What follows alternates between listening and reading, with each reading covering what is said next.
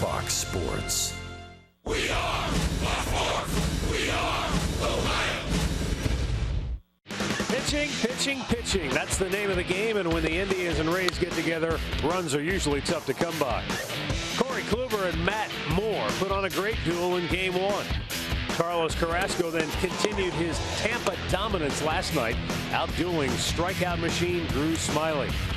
Today's finale matches a pair of former Tribe farmhands. Danny Salazar and Chris Archer will square off next on Sports Time Ohio.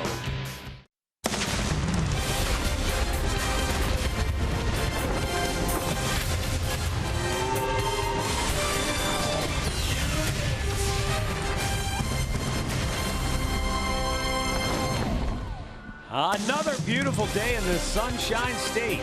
But unfortunately, fans will have to watch this one indoors at Tropicana Field as the Indians and the Rays wrap up this three-game series. It's the rubber match, and it's a great pitching matchup. There they are, the former Indian farmhands, Danny Salazar, Chris Archer, renewing acquaintances yesterday before the ball game. No, Archer will not be batting against Danny Salazar here this afternoon, and that's probably a good thing for him. Probably a good thing for Salazar. He doesn't have to face Archer because these two guys can flat out pitch. And a year ago, Rick, you think back to the game Danny Salazar had here at Tropicana Field, he was on that no-hit pace, that perfect game pace, and pitched deep into the ball game. That was part of that series, and he faced the Rays one time, and he ended up getting the win, going 7 2/3 innings. Gave up a couple of runs, but Salazar, that string stopped. He had 43 consecutive starts with at least 3 strikeouts or more. He only had 2 in this ball game, but he was very efficient. That's why he was able to pitch deep in the ball game. He was 6-1 against American League East teams last year, so the Rays were one victim. And Chris Archer, 0-3 in his career against the Indians. He's off to a rough start right now. Gave up 4 home runs in his one start to the Baltimore Orioles, but Chris Archer is nasty. If he gets the ball down in the strike zone, he can strike you out, and he can minimize the hits. Indians trying to get their first series win of the year and head back home to Cleveland with a winning record, where the New York Mets, the National League champions, will await the Tribe at Progressive Field. We'll be back with today's first pitch coming up in a bit, but first, when we return, Alan Jensen will be back in the studio. Cleveland Indians baseball is brought to you by W.B. Mason, the official office supplier of the Cleveland Indians. By McDonald's, I'm loving it. And by your local Toyota dealers, visit buyatoyota.com. Toyota, let's go places.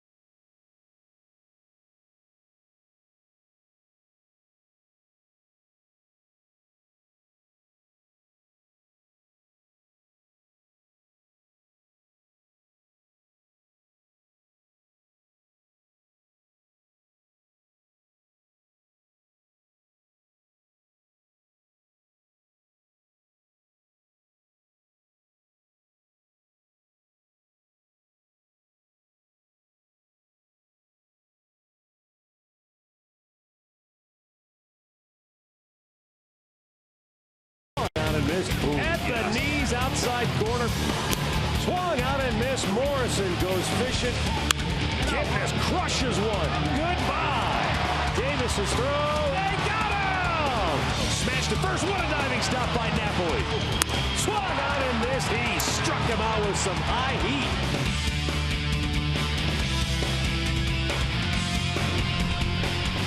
And so we have come to the series finale here in St. Petersburg, Florida. Winner will take 2 out of 3 and move on. Good pitching matchup. With more on that, let's go down to Andre Knott. Well, with Chris Archer and Danny Salazar on the mound, they both were together back in 2006 in instructional league ball for the Indians. Now, Danny didn't pitch at that time at all, but he did say that he built a relationship with with Archer. He says they've talked, they played in the Dominican together, and he says he was a real wild pitcher. Now, for Archer, he has struggled over his last 6 starts. A lot of people think about it that it's really just location, and once he gets his location together, he will be fine at the end of the day. I talked to Archer yesterday. He says his time with the Indians is still very important with him. He says all of his routines that he does in between starts is all comes from his time with the Indians, and he appreciates that time, and he wants to get his first win against the Indians. Hopefully that doesn't happen today. All right, thanks a lot, Andre. Good job ducking the chunks of bubble gum fired your way. Chris Archer on the hill getting loose for Tampa. Here's the starting lineup he will face today for Terry Francona's ball club, brought to you by Progressive Insurance. Rajai Davis once again leading it off. Jason Kipnis, Francisco Lindor. Mike Napoli will DH today and hit cleanup. Carlos Santana's at first base hitting 5th. Then it's Jose Ramirez. Marlon Byrd, Tyler Naquin getting the start. He'll bat 8th. And Roberto Perez, his first action of the year, batting 9th. And our Northern Ohio Hyundai starting pitcher for today is Chris Archer, 27 years old. He's off to a slow start. He's only pitched 5 innings in each of his starts, but his last one in Baltimore gave up 10 hits. 4 of those hits were home runs, so he left that ball game in a hurry. So Archer is 0-3 in his career against his former club, the Cleveland Indians. So we'll see what he has to offer today. Let's set the defense behind him this afternoon. It looks like this. In the outfield, it'll be Jennings in left field, Kiermaier in center, Souza Jr. over in right, Longoria at third, Miller at short, Forsythe is at second, Morrison at first, and Conger doing the catching. Crew Chief Mike Winters will call the balls and strikes. Mark Wegner is at first base. Marty Foster at second. Mike McClinsky down at third.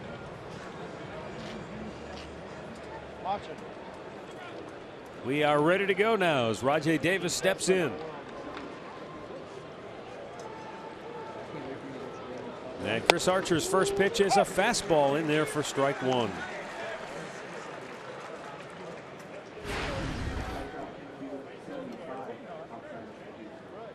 Davis 1 for 7 in the series with a double. Caught in between and waves at it. It's 0-2. Well, Archer, a guy, he was second in the league in strikeouts last year, 252. So if he's on his ball game, he can get a lot of swings and misses.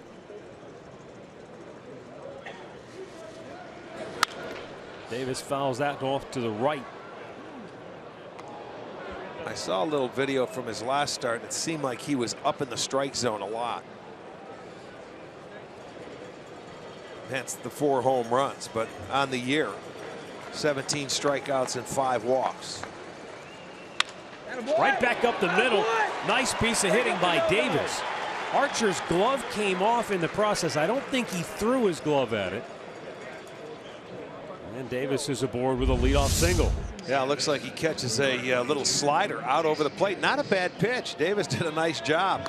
And watch Archer go up and try and get that ball, and the glove falls off his hand. So pretty good job of hitting right there by Rajai. Picks up his 4th hit of the year. Davis has a stolen base. He's been caught once. And now Kipnis stands in against Archer. Archer's specific game plan coming into today's start was to, quote, fill up the strike zone. His manager, Kevin Cash, said that, you know, against Baltimore and against Toronto, those hitters, he said, were particularly patient. They weren't chasing his slider.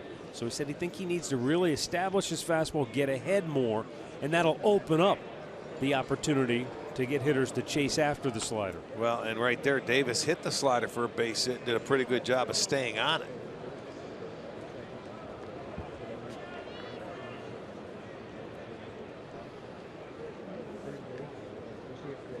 I think the Indians hitters will be glad they're finally seeing a right-hander. Well, that's something unusual, isn't it? Yeah.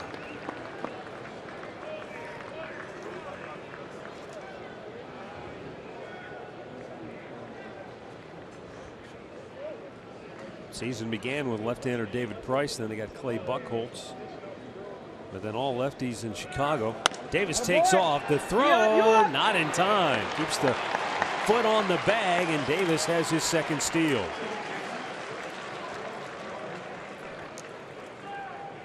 The only worry there was, would he stay on the base? Boy, good jump.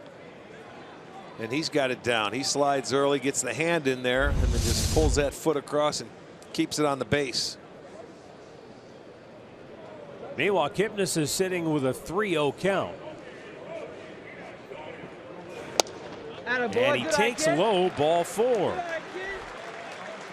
First two have reached for the Tribe. And now a meeting on the mound between Hank Conger, the catcher, Evan Longoria, the elder statesman and team leader, in Archer.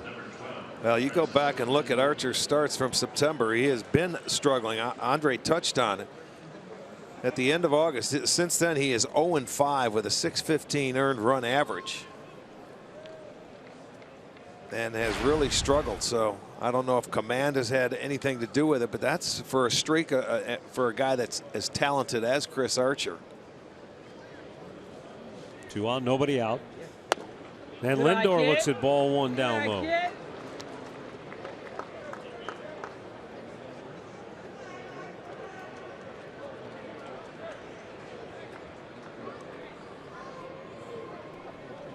Indians trying to get to Archer early here. And that pitch does leak over the plate for a strike, 1-1.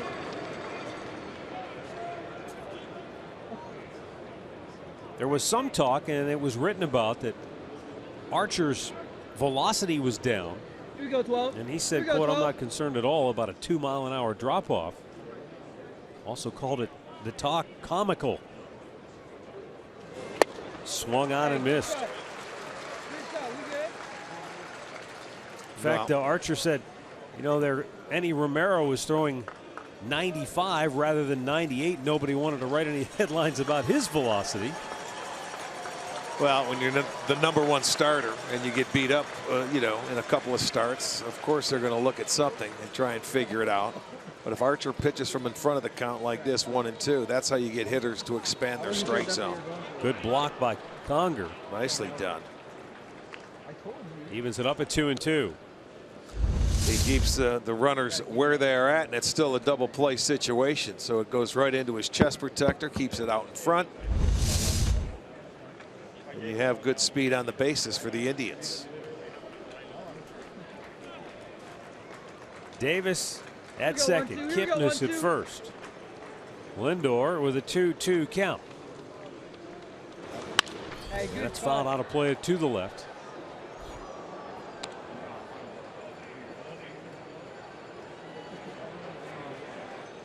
Chris Archer said, "I just have to continue to trust my stuff, because the biggest thing when you have a bad outing is bouncing back and trusting your ability, trusting your stuff." He said, "I've bounced back from tough outings before. It's not a foreign thing." Now the 2-2. And he got him to chase. Strikes him out, 1 away. It's the slider we were talking about.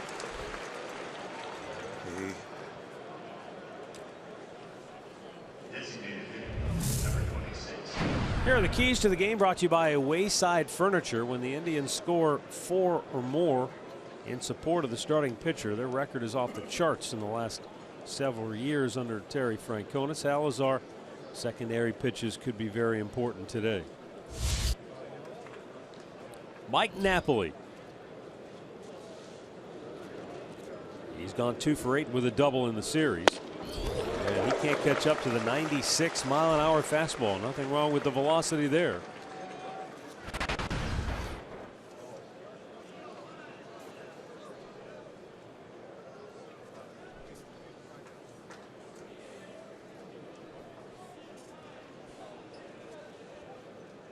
Davis takes off. He's got third base stolen, uncontested. Well, Napoli took he a almost strike. did it in the at-bat for Lindor, and he stopped. But he had him timed beautifully and watched the hop, and he just took off. This time he didn't stop. And behind the plate, Conger didn't even bother. Count now 0-2 on Napoli, though. Knew he did not have a chance.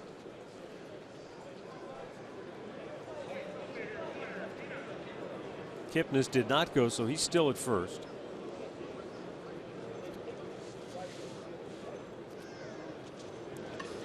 Yeah, that's where, you know, Davis just got his jump, and he went. There was no steal sign on or double steal, and Kipnis can't run because he tried it earlier and stopped. So you know, he's pretty much he's got to wait.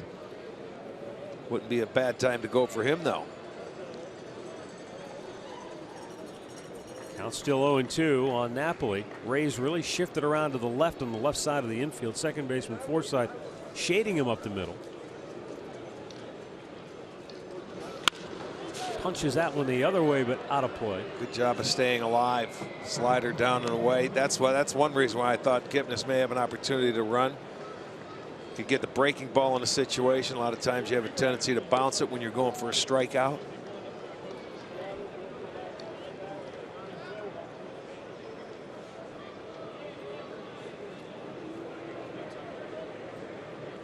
First inning opportunity for Cleveland. First and third, one out.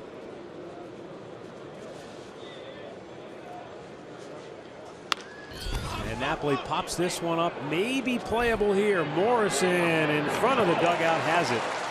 And there are two down.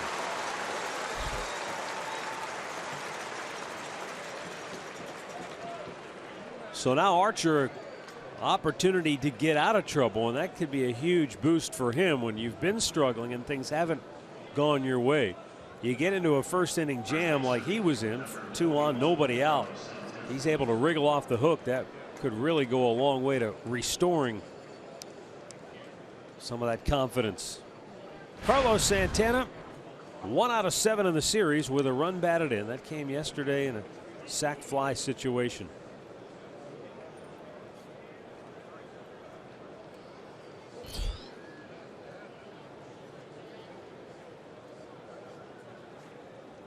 Tampa Bay will shift. They'll send 3 to the right side of the infield, including the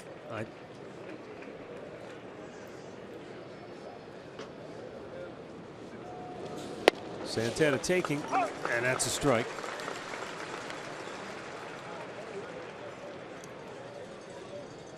They keep Longoria, the third baseman, on the left side, everybody else to the right.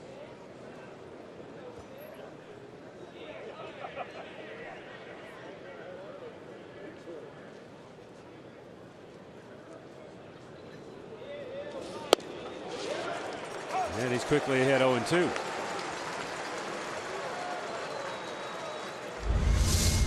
Let's check this pitch out on our Nissan pitch tracker. Slider, backdoor variety, came on the outside corner. So now Santana really has to work hard to stay alive here down in the count 0-2.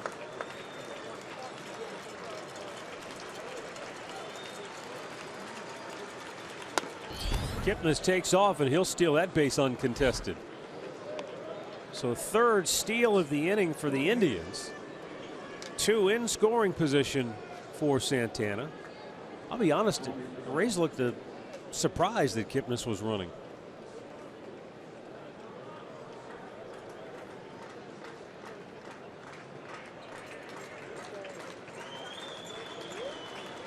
Now Archer ready with a 1-2.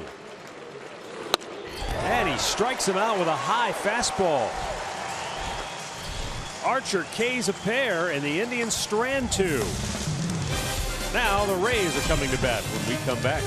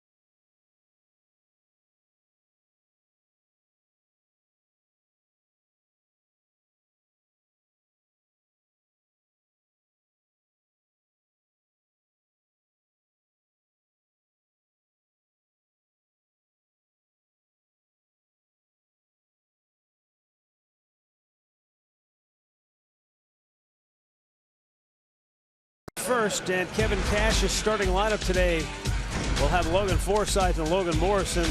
Once again, a 1-2 punch at the top, followed by Evan Longoria. Dickerson, Jennings, and Brad Miller will occupy the middle third. Steven Souza Jr., Kevin Kiermaier, and Hank Conger round it out. And the Northern Ohio Honda starting pitcher, Danny Salazar, 26-year-older, won his first start against the White Sox, went 5 1/3 innings, a couple of hits, 1 run, and had 7 strikeouts in that ball game. He did walk 3. He had a beautiful start here last year against the Rays. Fouled right back. Got a piece of Roberto Perez, his first action of the season, and on the first pitch, yeah, welcome to the lineup.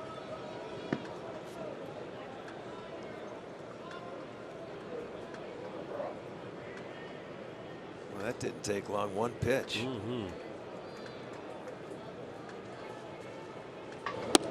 Upstairs with a fastball, 1-1.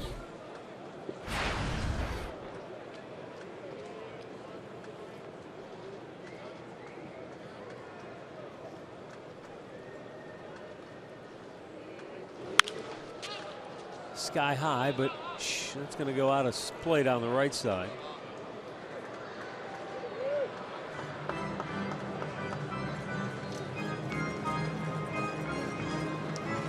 Indians 3-3 to start the year. Tampa Bay 3-5.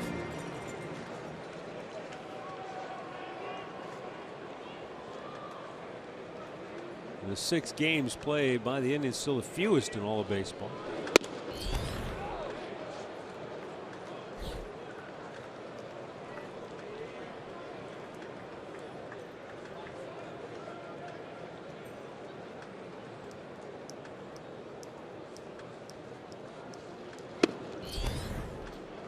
And now a full count.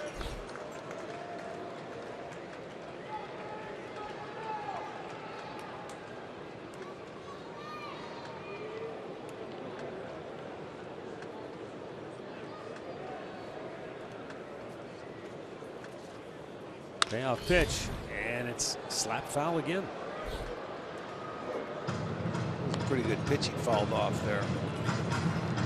Down and away, and sometimes it takes Danny a little bit to get his feel for his fastball early in the ball game, trying to command it.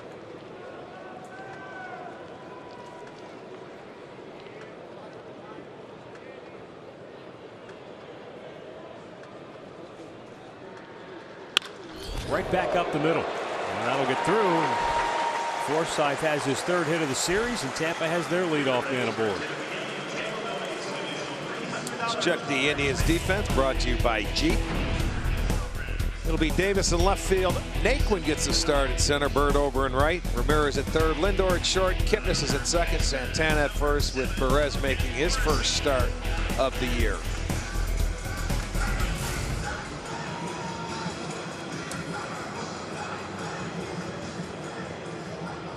Logan Morrison just 2 for 25 to start the year. Will bat with 1 on here in the first.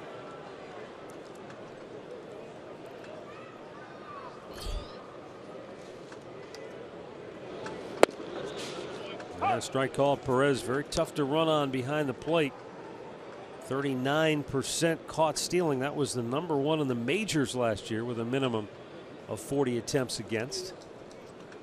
Yeah, you certainly don't lose anything behind the plate when he is in a ball game.